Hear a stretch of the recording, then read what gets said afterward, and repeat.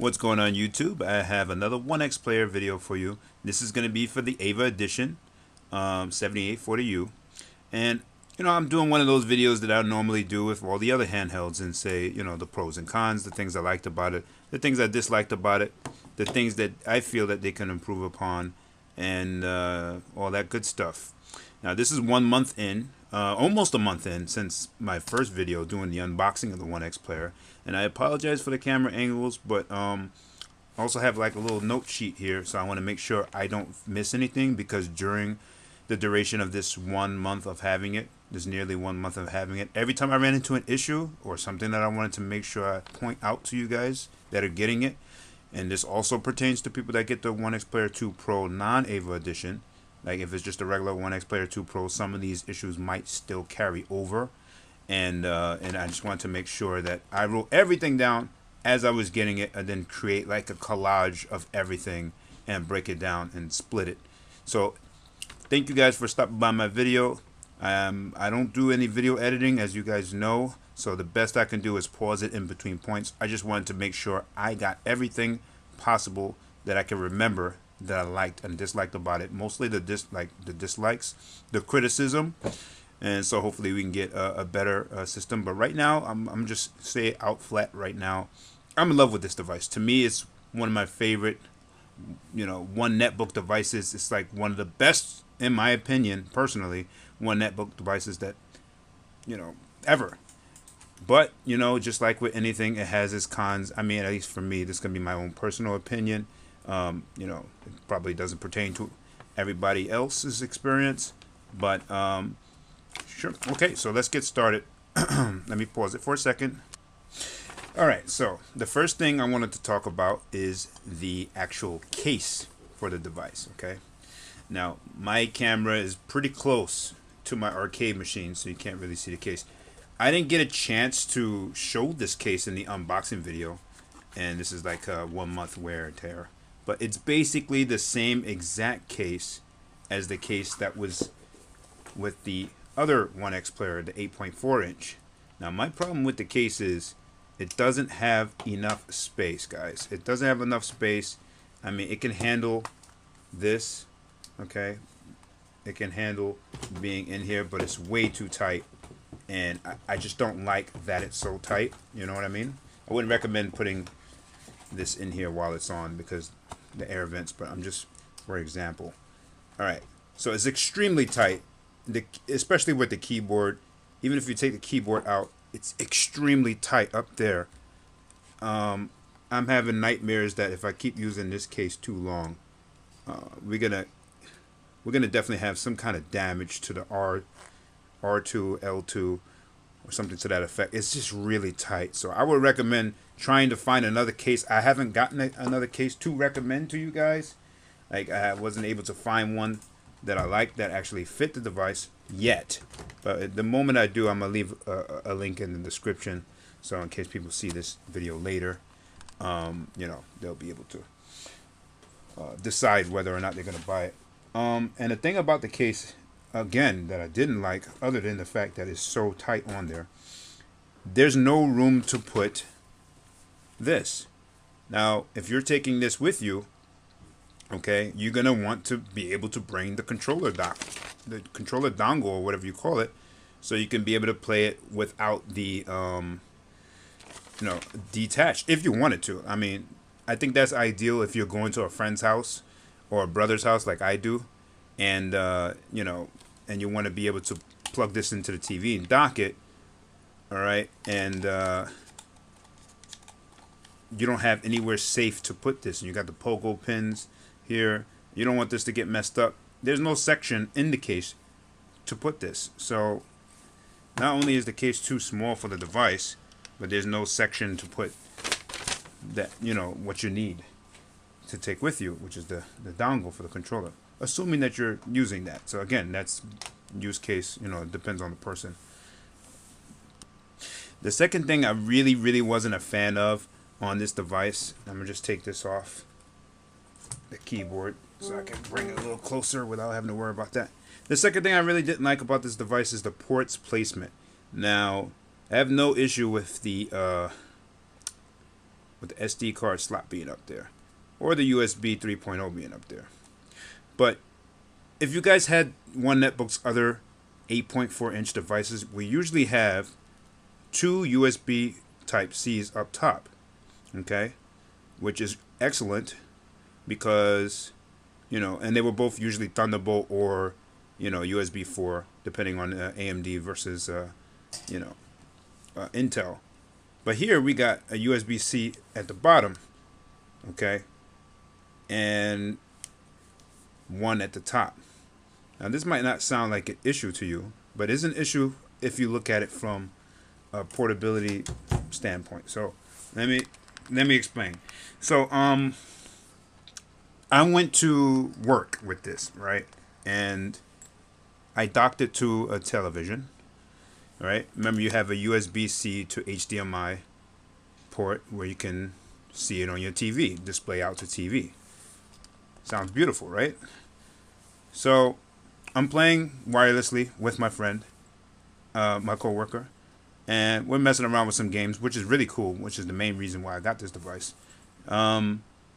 Battery's starting to get low, and I'm like, wait a minute, the battery's getting low. This is not charging from the TV. So if it's not charging from the TV, it doesn't have like any kind of pass-through charging with the TV through this USB Type-C at the top. Then the only other way to charge it and continue to have fun and play the game is through the port at the bottom. Remember, we don't have any kind of dock.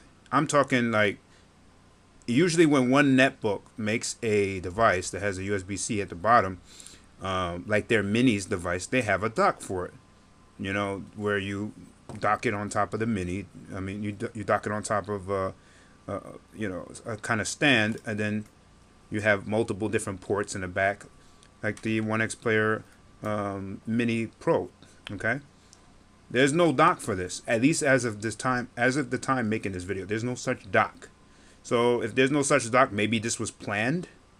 In any case, but the 8.4-inch devices usually have both up top. So if I wanted to plug one into TV or, then I still have an extra USB-C to charge my device.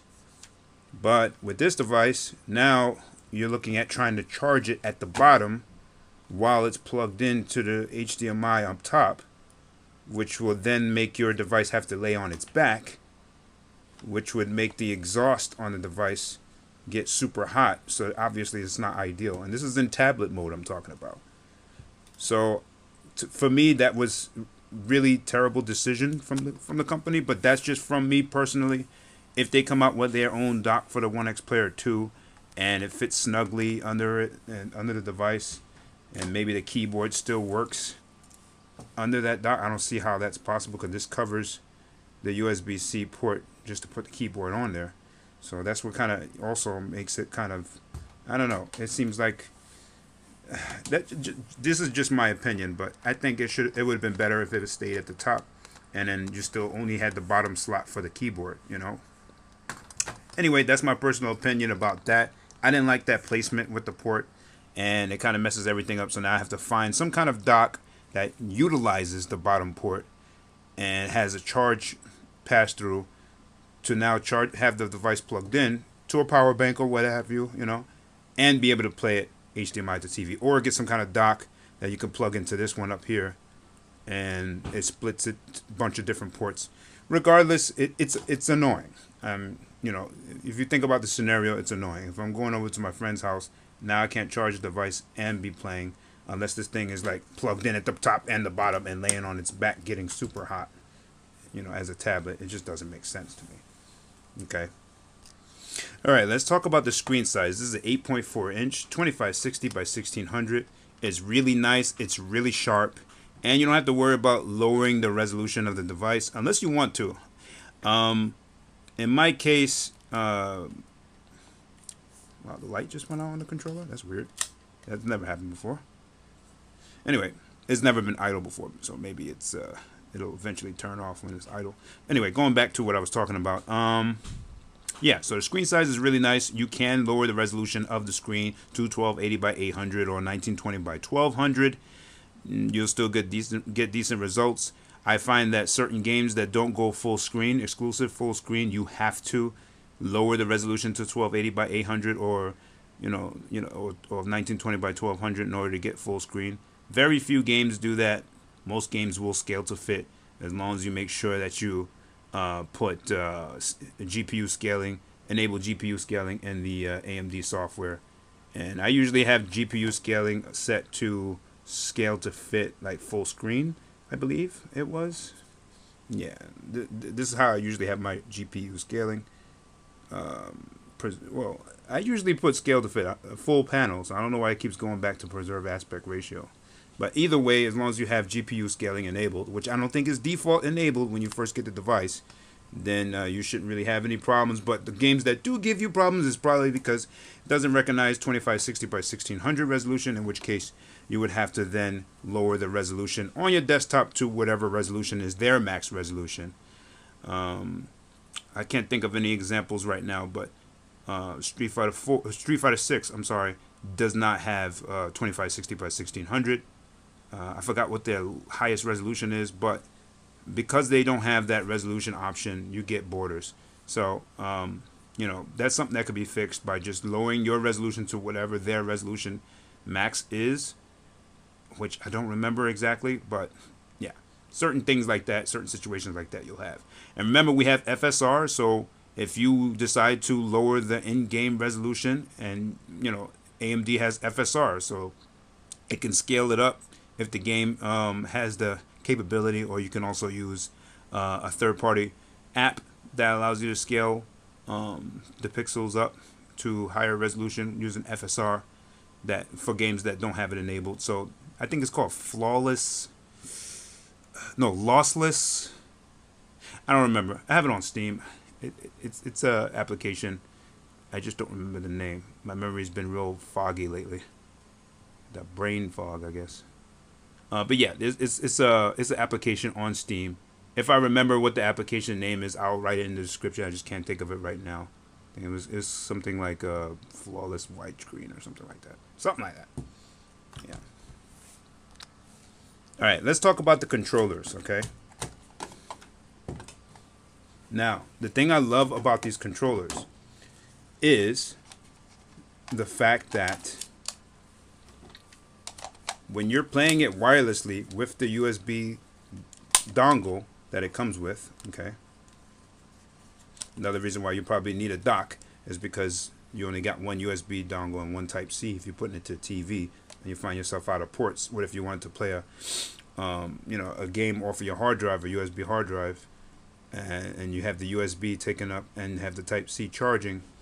You don't got many ports to, anyway. That's another complaint. But anyway, so when this is when this is being plugged into the device, okay, there's some pros and cons to this controller. The pros are, okay, the controller feels very comfortable. It feels actually more comfortable holding it this way than it does the wide way, in my personal opinion. I do have big hands, so I can't say for everybody that it's comfortable. But the D-pad is really good as far as I'm concerned when it comes to fighting games. I think the battery's probably dead on this thing. I'm sure it's probably... Oh, okay. Well, we got battery. But yeah, the D-pad's pretty good when it comes to fighting games. It recognizes instantaneously with the USB dongle. I like it. But the thing I don't like about it is the range. Now, I hooked this bad boy up to my TV. I have a big screen TV at my job. I hooked it up to my TV like I told you earlier in the example. And I couldn't play from my desk. And my desk is not that far. My desk is like, I don't know, I want to say maybe 7 feet away, 7 to 8 feet away from the big screen TV. So that makes this kind of impractical unless you're in a situation where you're close to the TV and you're close to the monitor. Because if it's a big screen TV, you're not going to be standing all up on the monitor. You're going to be backed up. You're going to be able to, have an environment where you and your friend or coworker can play some Street Fighter, and you could win. Wink, wink. Anyway, so the thing about that is, yeah. So all of a sudden your inputs will stop working, and you're thinking, hey, is this controller glitching or what? You move closer and you realize, wow, it's a range thing.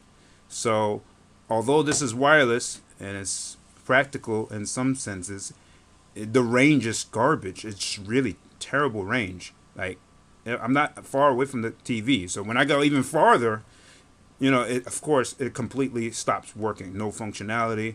And if you're playing Street Fighter, then you can use that excuse as to why you lost that game to somebody that doesn't really play, because it's a legitimate excuse. So the range is a huge issue. Another issue I had with it is the battery capacity. I don't know what kind of battery it has in here, but let me tell you, this thing does not last long. When I'm playing a game, I don't know. I don't know what it is. Maybe while it's plugged in, it's using battery just to stay lit up, and maybe that's draining battery just for the LED lights. I don't know. I couldn't tell you. But I tell you this, the battery does not last long at all. I find myself having to plug it in and charge it when I'm messing around with it, just for making videos when I'm, you know, doing some YouTube stuff and I'm messing around with it. All of a sudden the battery dies. I don't know the exact time frame when the battery dies. All I can tell you is it's relatively quick. I haven't tried it since being fully charged and just sat and used it the entire time. But maybe it drains while it's in your bag, while you're, you know, not using it or something, whatever have you. The battery is terrible. It doesn't last very long. It just, every time I turn around, this thing is dead, which is a huge downgrade from the battery in the GX controllers. Oh yeah, and also it's not wireless like this. It needs the dongle. It needs this attachment, and it needs the Bluetooth dongle. So, I mean, well, if we're talking about pros though, besides just the D-pad and the buttons feeling very comfortable and clicky, we have Hall sensors, analog sticks, and Hall-based what do you call it? It's RT and RLT. So they feel very comfortable for driving games and shooting games. I wish they would have had full-size sticks, because even with shooting games, it doesn't feel crazy comfortable. When I'm playing Call of Duty with it docked, it's not very comfortable because you have to actually hold the device up as well while you're playing Call of Duty. So you have to use, what I usually do is use my pinkies, and then, you know, I'm holding up the device. But when it's on here, it feels much more comfortable. Much more comfortable, but even though these are Hall based, for some reason I do still have a slight dead zone. I think it could be chalked up to Call of Duty settings, and since these are smaller sticks, it still don't feel comfortable. It's a very tiny dead zone in Call of Duty, and I think that it's in the settings that I have to change and make sure the dead zones are at 0, because I know they don't default to 0. So that's something to keep in mind. And not every game gives you dead zone options, so the only other thing I would recommend is to go into Steam settings, controller settings, try to lower the dead zone that way. But these are definitely Hall based. I did check what do you call it, the controller website, controller testing website, and it has 0.01 error. So it's definitely perfect for these type of things. But I just wish the analog sticks would have been a little bigger, similar to like the Steam Deck or the I believe the Ioneo 2 has full sticks. I'm not 100% on that. You guys can check that out. But I would have loved to have full-size Hall sticks. Okay, and this goes to the Eva Edition and the regular edition. They never created full-size sticks because it feels a little bit more comfortable when it's full-size sticks when it comes to Call of Duty. So we got to distance and the battery. So the last thing I wanted to talk about with these controllers is the random YOLO vibration. Okay, the vibration is normal and great when you're playing it, but sometimes when I switch from dock mode, okay, to the device itself, let's see if it happens today. Oh yeah, see, I can replicate it.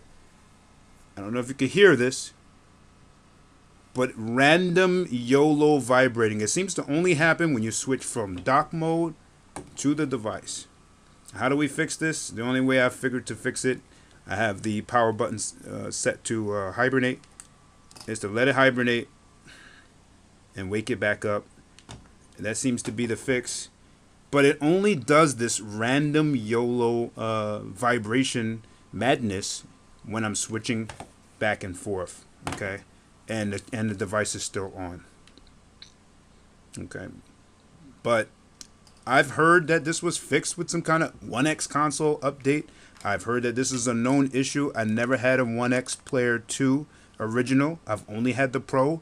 So I can't say that this is something that's not fixed, but it ain't fixed for me. So if you guys have any suggestions when it comes to that, let me know. And I'm just trying to get through all the points. I don't want to stay too long on this one point, but yeah, random YOLO vibration, not cool. All right, now let's talk about the keyboard. The keyboard is nice and small and compact. If you look at the key configuration, it's pretty nice. It's a little different.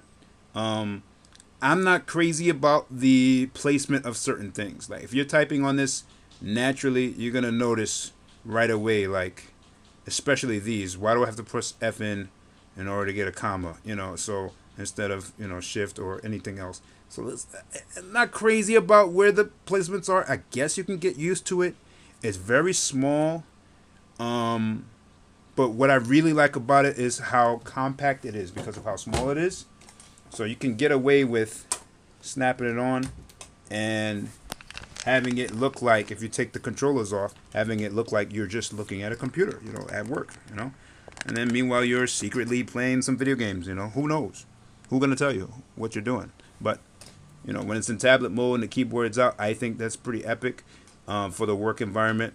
It does have the colors, but you can get past that when the controllers are not on there.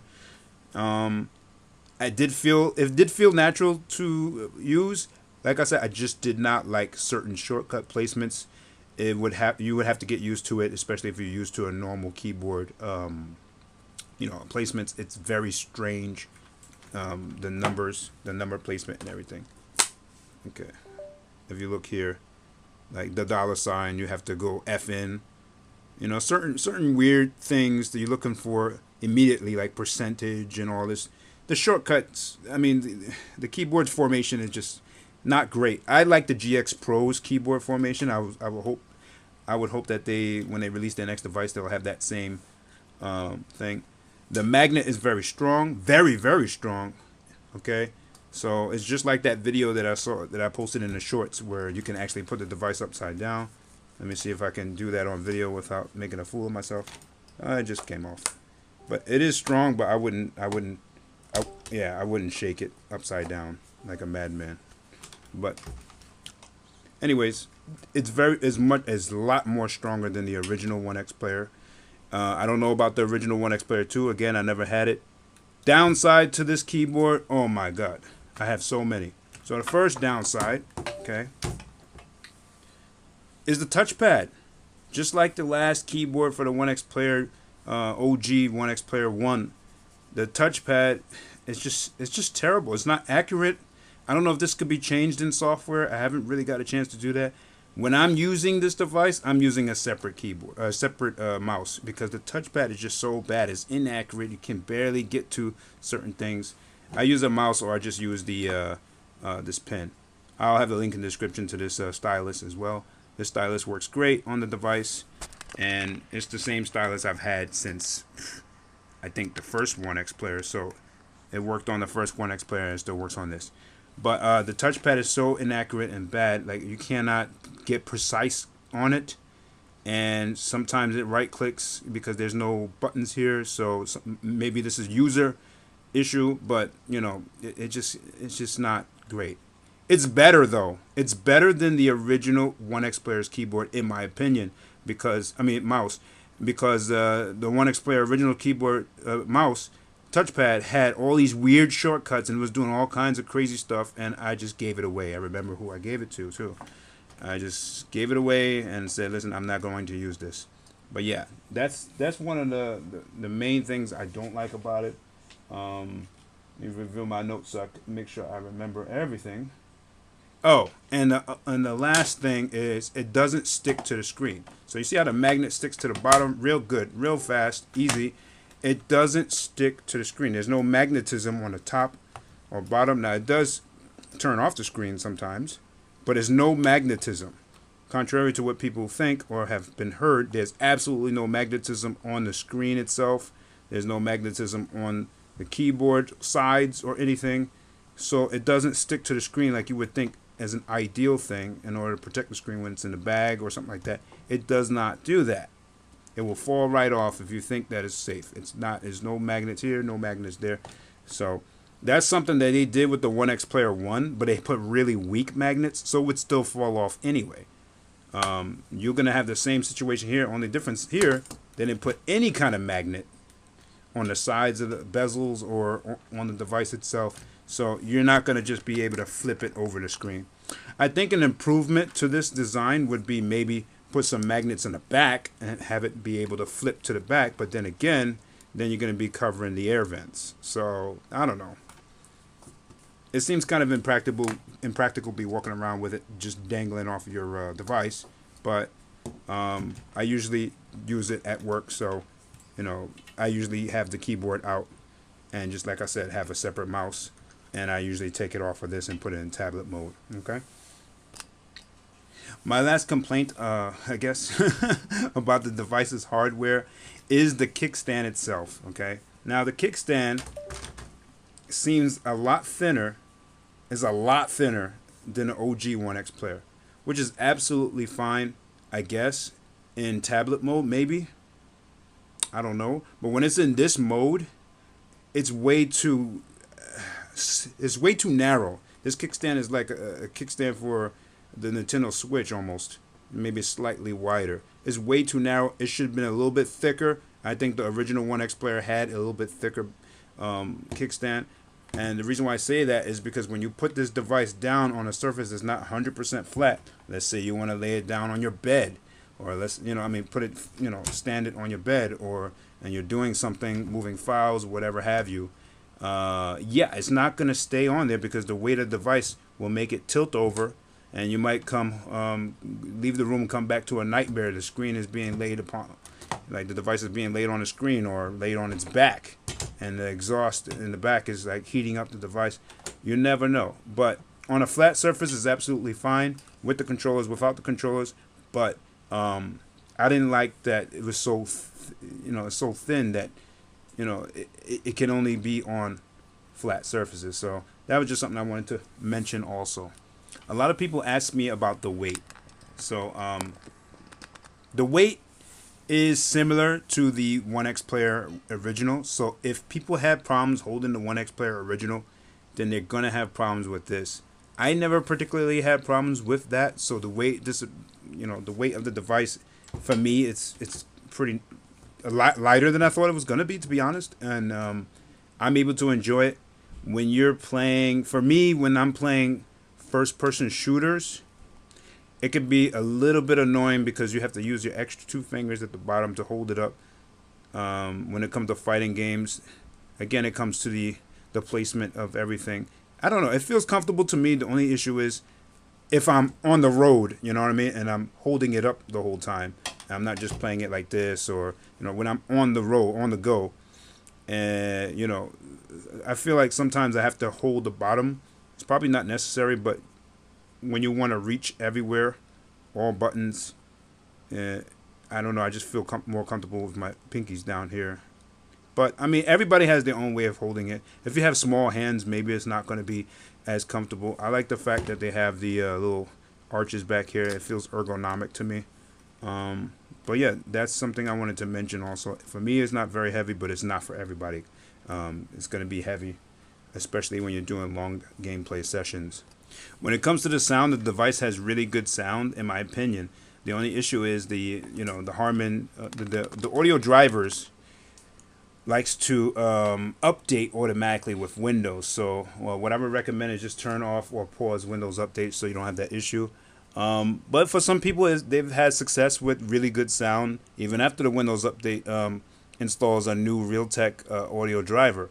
But I like the original audio driver better, and that it comes with the device. So what I would recommend everybody do when they get this device for the first time, or when they get their new OneXplayer 2 Pro non-Eva Edition, just to pause Windows updates, or just not update Windows, or just do like certain updates, like have it pause certain updates, like the audio driver. But that's just my personal opinion. It doesn't mean that other people are not gonna like it. I download FX Sound, so just in case for certain games that sound too low, if you have an issue. I didn't like the combination of FX Sound with Harman. It sounds a little like scratchy. So I only use it on games that have lower sound or that doesn't have too many options for audio. But if you have the default drivers, you might not have an issue at all. You might just be able to use FX Sound for everything. But I only turn on FX Sound for stuff like maybe The Last of Us, stuff that have like, I don't know. It seems like certain games are going to be low, just like on the original Onexplayer too. But definitely the speakers are a lot better than the original OneXplayer. I said two. I mean the original OneXplayer, original OG one. So it's definitely a lot better, and you can hear the difference just from playing certain games. But I realize some games are also low, like The Last of Us, and The Last of Us has a lot of audio options I didn't get a chance to play with. But in order to mitigate that and have a faster audio option, just make sure you download and install FX Sound and just open it up whenever you need it, whenever you feel like a game is too low. Now, I didn't know that this video was going to last so long. I can't believe it's been 30 minutes. But thank you guys for watching so far. I just want to go over a few things real quickly so it doesn't stretch this video out too far. I have my power button set to hibernation when it comes to, well, I'm just talking about software in general. But you can just, I think it's default to shut down.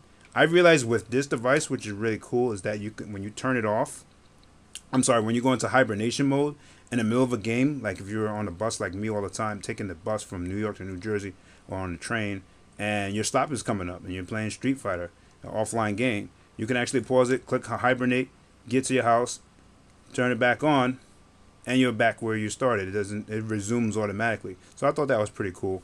I think Steam Deck does that too. So you won't have that. You won't have an issue doing that with this device. When it comes to most games that are offline. When it's an online game, I think it'll kick you out. But then again, I played Elden Ring. Then again, I was offline. Yeah, so Elden Ring didn't kick me out because I was offline. But when you're playing online and then you leave and you're disconnecting from the internet, that might be a different story. But I thought that was pretty cool. Let me wrap up my notes here real quick. Oh, and another thing I noticed is if your battery starts to get low and you press hibernate, or it's hibernated and it dies while it's hibernating, like because it still dissipates a little bit of battery to hibernate. When you get to your house or wherever your destination is, where you have a plug, before you even plug it in, when you turn it on, it shows a big giant battery indicator blinking saying low battery. So initially when I saw that, I was like, oh damn, I must have lost my progress. But sure enough, when I plugged it in and turned it on after it got the power, it continued my game. So that's a pretty nice feature. I don't know if I don't remember that being in any other devices, Windows, other than maybe the Steam Deck. So that is pretty cool. When we're talking about OneXConsole, okay, OneXConsole is a great app.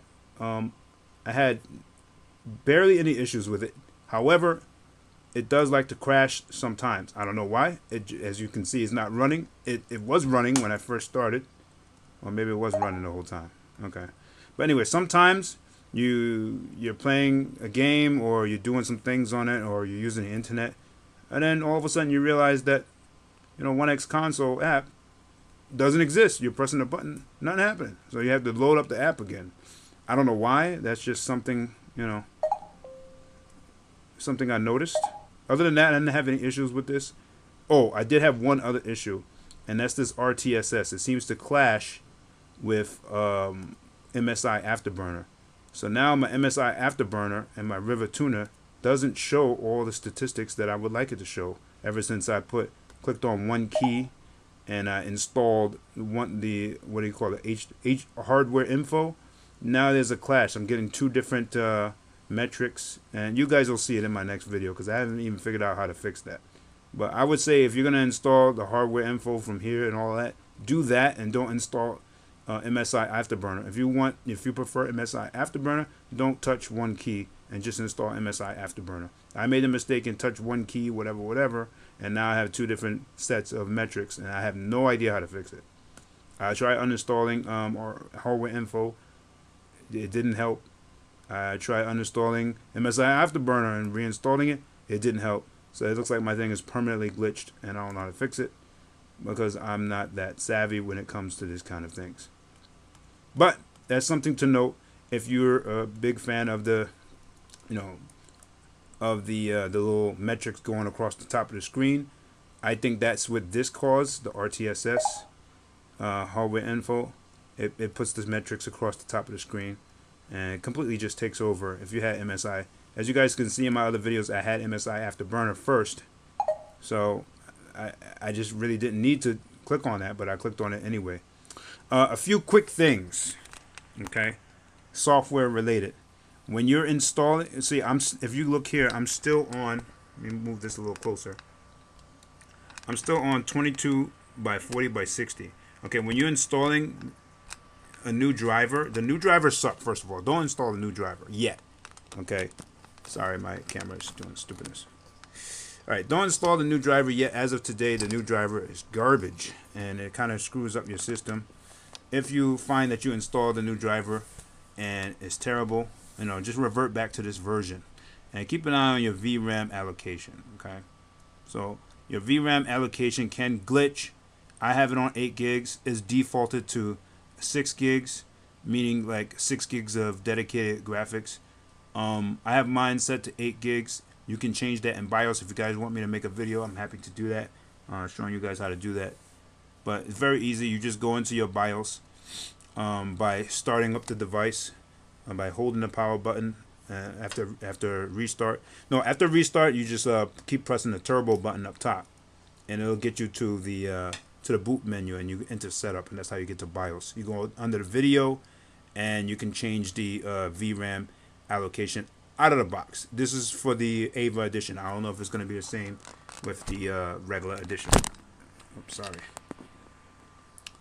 Okay, but yeah, so keep an eye on that, because if your VRAM allocation says something like 512 megs like mine did, I had to flash the BIOS in order to fix that, and that's a whole nother process. If you guys want to know how to flash the BIOS, if you don't know how to do that, let me know. I'm happy to make a video about that. I think somebody requested me to make a video about it before. I didn't get a chance to yet.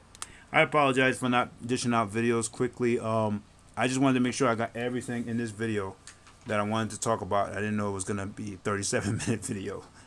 Make sure you join the Discord. A lot of cool people in the Discord, the OneXplayer Discord. And Beardy, welcome into the admin team on the OneXplayer official Discord. He's a very cool dude. He helped out a lot of people, including me. And yeah, so this is the 32 gigabyte version.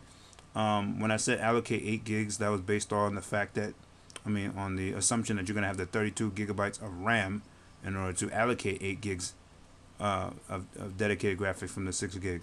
If you have like a 64 gig device, I'm looking at you guys, 1XFly people, then 64 gigs of RAM, you can allocate even more. But I've noticed that it doesn't, most games don't even reach 8 gigs at all. Like, I've seen 7 gigs though, so I've gotten a lot better performance by allocating higher VRAM, but it's obviously optional. If your VRAM is glitched because you put perform reset, don't ever click that. If you click perform reset, it will destroy your VRAM. Your VRAM will be trapped in the matrix. It'll be like 512 megabytes instead of 8,000 or 6,000, which it starts with. So don't ever perform reset, factory reset on your AMD drivers. And as Beardy can tell you, also don't, when you're installing new drivers, if you so choose to install the updated AMD drivers, don't do full install or whatever the extra thing is, factory install. It will destroy your VRAM. Just keep an eye on VRAM every time you do something, and make sure it doesn't go down to some ridiculously low amount, and then you're gonna have issues playing games. I didn't update the drivers, like I said, as you guys can see, I'm on 22.40.60. As of today, the newer drivers are for 760M, not for 780M, even though it's listed under 780M. And what that does, what the new drivers do, is I was only able to tell because I was looking at the metrics, and I don't have the metrics set up now to even show you guys, but it let's just say it makes your performance really bad, and I literally had to flash the BIOS again in order to make sure that I was able to fix that issue, because certain games that this thing runs fine were not running at all. even though you had the 8 gigs of RAM or VRAM, it was acting like your memory clocks are capped at 400 megahertz, and your GPU clock as well. So not 100% capped. It has some kind of clock boost that was inaccurate. So you're in the middle of a game, then it'll boost up to that 3000 megahertz and then go back down to 400 in the middle of the game. So it seemed like it has some kind of auto leveling system that was kind of glitched, and that's pretty much the best way I can explain it, not knowing all the terminology behind it. But do yourself a favor, don't do any of those things. Check the Discord. There's a lot of cool links posted in the pins, including the original BIOS for the Onexplayer 2 Pro Eva Edition, and a whole bunch of other stuff that we put and added into the thing. So come check us out in the Discord if you haven't. Like and subscribe if you haven't. I appreciate it, guys. And if you guys want to see more of these kind of videos, just follow this channel. I have a lot of other videos coming up. I'm going to be doing a lot of emulation montages, and I'm probably going to jump into live streaming. I haven't really done much live streaming on this channel, but I want to go into live streaming and test a whole bunch of different stuff like PS3 games, because those videos be long, and I'm hoping that the quality is going to be just as good as these type of videos, or when I do live streaming directly from my phone. If it's not, then maybe I won't do that. But we're gonna take a look and try to experiment and see if I can do that. There's a whole bunch of PS Vita games I want to try. I got all my PS Vita collection on this device right now, and I think that would be cool to do some testing with you guys, while I'm live, so you guys can ask questions and stuff like that. So that's a video I got planned. I still have to test all the ports in terms of speed. I still have to test eGPU support on both ports, the top and bottom. So there's still a lot of things I need to do. It's just I've been so busy with juggling work, business, and trying to squeeze out some YouTube. Plus I'm taking guitar practice. I'm learning a new language. So I'm doing a whole lot of things at once. So I do apologize for this slow output of videos compared to my previous years of doing YouTube videos. But I do appreciate you guys coming out, and thank you for watching this very unprofessional explanation, though, of what I like and what I disliked about it, and what I hope that they would work on and improve on their next device. Thanks everybody for watching. If you have any questions, leave it in the comments. And again, subscribe. Motivates me to continue to make more videos, and don't forget to drop a like.